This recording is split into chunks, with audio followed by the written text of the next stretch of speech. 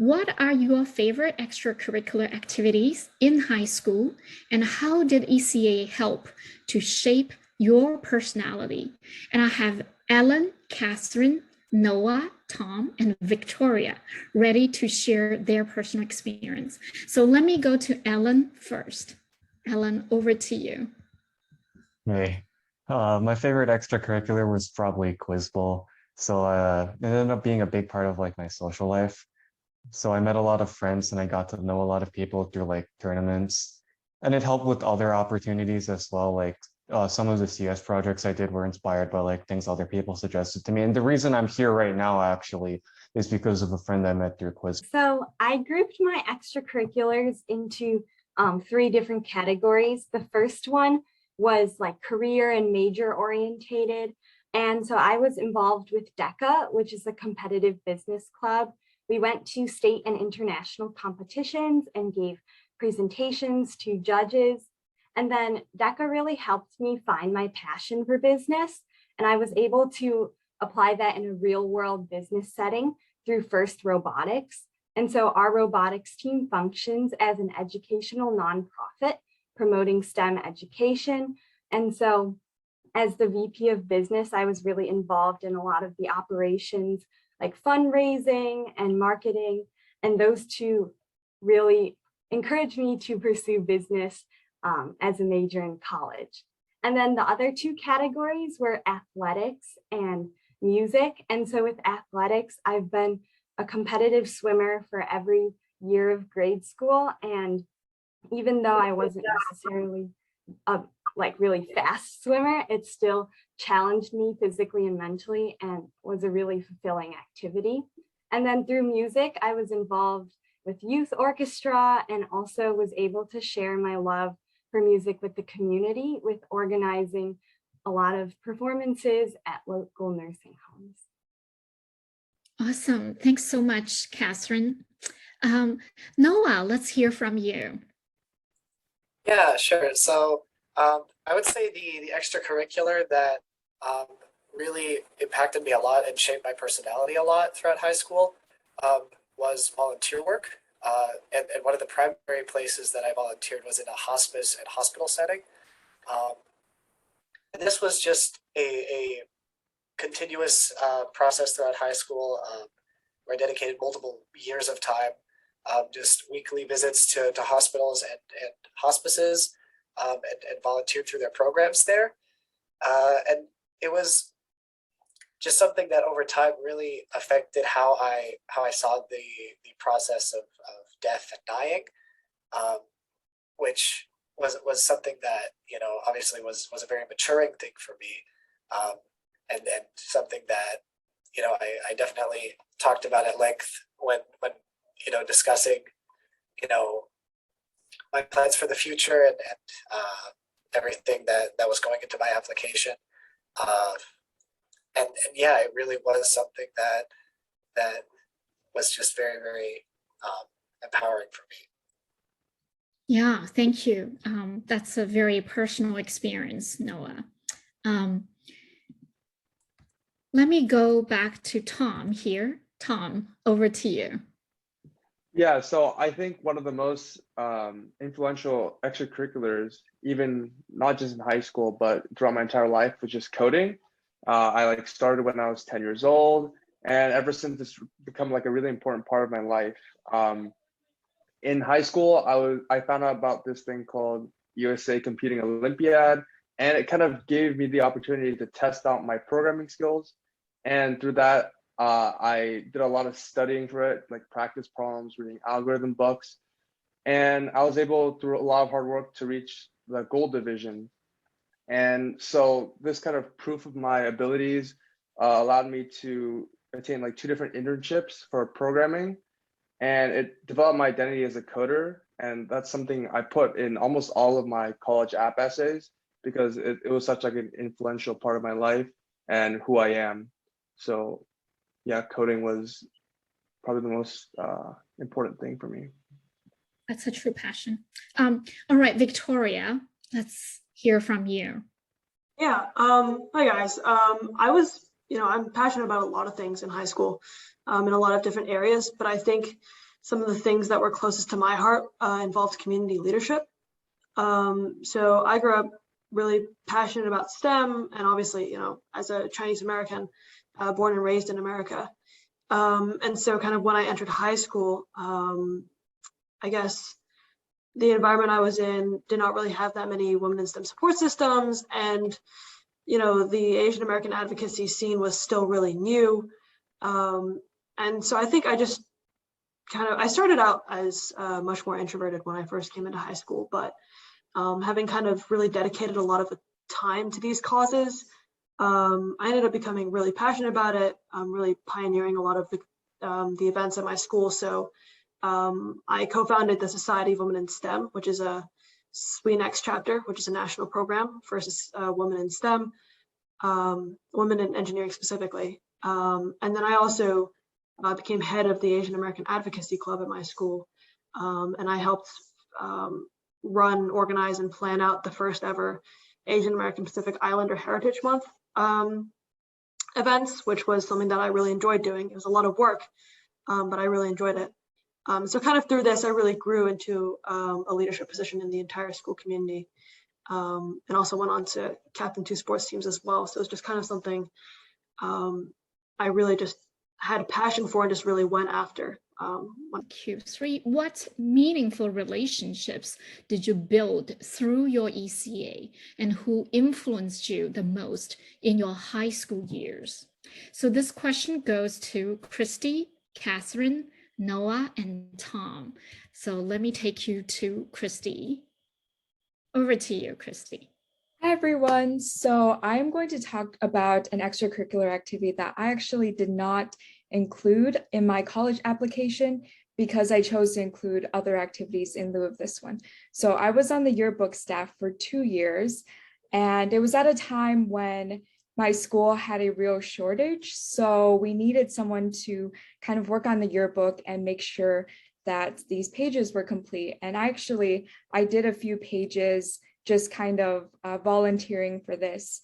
So I did not put this on my application, but my English teacher mentioned it in his recommendation, kind of as a testament to character. So the lesson here is sometimes you can help others through your extracurricular activities, and it will come back to benefit you in ways, even if you don't put that extracurricular activity on your list. So my English teacher had been my teacher for 4 years, and I asked him to write my recommendation ultimately, and helping him with yearbook was a good experience for me because I could help my school, but it was also good because I could help my teacher, and he remembered this act of kindness later on.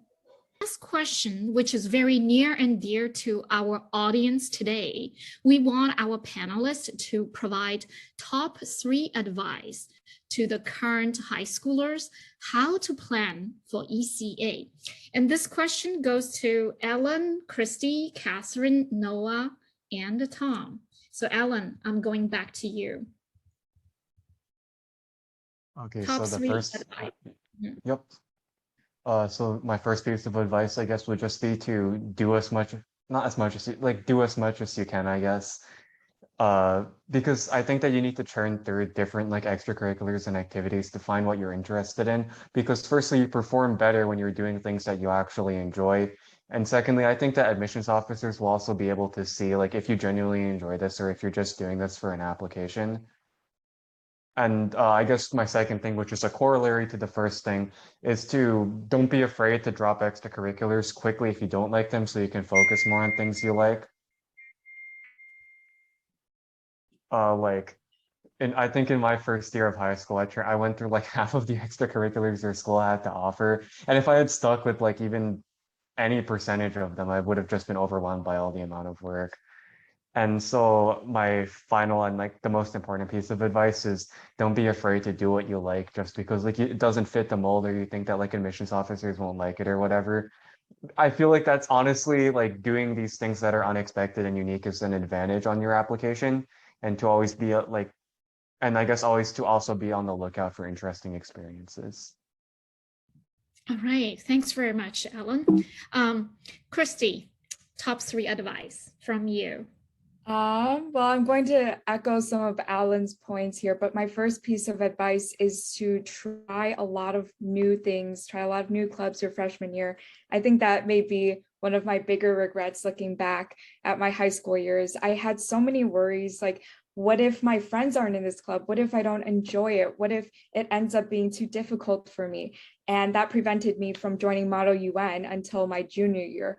So I really encourage you to go to a few meetings, and if you don't like it, drop it. Like Alan said, you don't need to be in clubs that you're not really passionate about, but at least go to them and try them so you know. My second point would be, if a club or just an opportunity in general is not available at your school, that does not mean that you can't take advantage of that opportunity. That just means that you may have to create your own path, and you may have to maybe blaze a path for other students later on. So an example for this is, I had several interests, like in the tutoring group, that my school did not offer. So when I found that my school didn't have a comprehensive high school tutoring program for English enrichment, I was able to create my own opportunity, and I did not go along with the school. I just did it on my own, kind of as a community involvement. But it is possible to create your own opportunities, and it shows initiative on your application too. The third point is for people who are applying now. This is basically how I wrote down all of my extracurriculars, but I would encourage you to first brainstorm and write down everything you did on a piece of paper, everything, every concert, every major competition, everything. And then the second thing you're going to do is you're going to condense. So if you had a major concert, but it was part of your orchestra, then you can just kind of put it under the orchestra section. Or if you had two speech and debate clubs that are pretty similar, you can probably combine them into one. The third thing you're going to do is you're going to cut out activities that you did not spend a lot of time on, cut out activities that are not really related to your major, or I did have activities that were not related to my major, but cut things out that may not be beneficial to your application or the theme of your application, like they're just kind of there. And then the third thing is to cut out things that you're not passionate about, because it will show. And once you do that, you'll have a good list of extracurriculars that you can think about for your application. And when you have that list, elevate it. There are so many ways to do this online, but you can find different action words, different ways to describe your extracurriculars that really make them shine. And the last step, I know I said 4 steps, but the 5th step is to just be proud of what you have accomplished and make it look good in your application. If you're proud of it, then you're going to have a much better time describing it. Wow, that's a very comprehensive list and a very systematic approach. Thanks for sharing, Christy. Catherine, any top 3 advice? So we all know high school is a very busy time, and especially if you have several big extracurriculars, it's hard to commit 100% to every single one all the time. So one thing I found helpful was splitting my year into seasons. So in the fall, I would prioritize swimming. And then in the winter and early spring, I would prioritize music and DECA competitions. And then in late spring and early summer, I would prioritize robotics and music. And so by kind of splitting up my school year into different chunks and then allocating each chunk to 1 or 2 major extracurricular activities, I was still able to really dedicate the time and energy that each one deserved without overwhelming myself. And then some other tips are to, if you have 2 extracurriculars that are both related to your major and you're going to put both on your application, maybe have each one show a different side of you. For example, I had DECA and robotics, and I was managing business with robotics, so those might have come across pretty similar, but I made sure on the application to show how one sparked my interest in business and the other one was really the real life application part of it. And the last piece of advice is probably to really build and maintain those relationships that you find in clubs. Oftentimes, clubs are really great opportunities to meet people that are in a different grade or have really different interests that you might not have been friends with otherwise. And having friends in your clubs also just makes everything so much more fun. So definitely work on that. These are great planning tips. Thanks, Catherine. All right, let's hear from the young man, Noah. Yeah, so I think a lot of what I have to offer here has already been said a little bit, so I can restate it. But the first piece of advice that I think I'd have is if you want to do something specific and it's not something that's already a pre-existing club or program, that's actually great because it means you have a very clear goal and direction of where you want to go, and you should definitely just ask around to see if there's something that you can do and make the opportunity for yourself. One of the first volunteer opportunities that I had and that I participated in was actually performing piano in a retirement home, and that was not an official opportunity on their website or anything like that. I really just sent in a question on their website and asked, like, hey, is there any way that I could come in and spend time with some of these retired people and perform for them? And I got a response, and it actually worked out really well, and I spent a lot of time there after that. Then I guess the second piece of advice would be to choose activities that make sense together or kind of fit a theme, which, if you think about how many thousands of applications possibly each of the application readers have to look at, it makes sense that you would pick something that can be easily remembered about you, right? And obviously everyone is a very three-dimensional person and has a lot of depth and backstory, but when they're looking at all these different candidates on paper, you have to kind of simplify yourself into one or two key pieces of information so that people can remember you a little bit better. And then the third final piece is that you don't have to do the most stuff. If you're able to show yourself and your interests very simply and effectively with what you are doing, that's more than enough, and I think will make your application very strong. Great tips, Noah. All right, Tom, take it away. Yeah, so I would, for the first piece of advice, I would say that not everything needs to be related to your major, because honestly, in college, a lot of people change their majors, so they're just kind of looking for first, like, what your personality is. So if there's activities that show like your leadership, your commitment to helping your community, or working with others, those are really important things to look in your extracurriculars. Obviously, if you know what you're doing or what you're going to be doing, then yes, it would be better to do something related to your major. For the second one, I would say don't take a ton of different clubs. Don't join 10 different clubs and just spend like 30 minutes in them a week.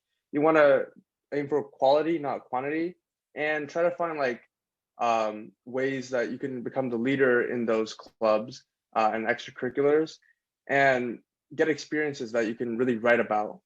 And finally, the third piece of advice is don't cram everything into your junior year summer. I had a ton of friends do that and they did not find a lot of success because they were rushing to find extracurriculars and they had no previous experience. And when they applied for it, they just didn't have anything to do.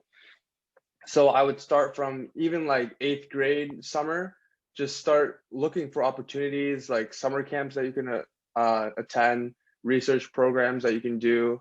Or if you don't do any of that, just spend your summer taking some courses at a local community college or something to try to develop your intellectual portfolio.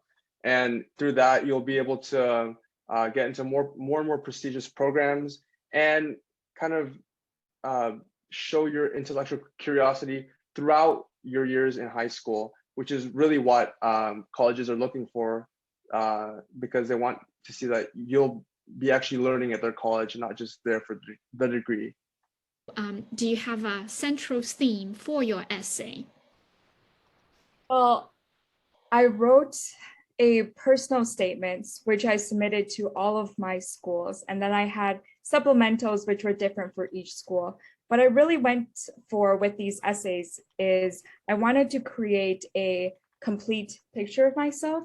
So if I talked about one thing in my personal statement, I want to make sure I'm not repeating it in my supplementals in any way. So I would say that the general theme for a lot of my essays was the activities I was involved in. So community service was big. And then I just wrote about my passions in general and how I contribute to my community. So yeah, if you want, I can talk more about that, but I just kind of tried to go for a more general theme, making sure that everything is mentioned in one essay or another.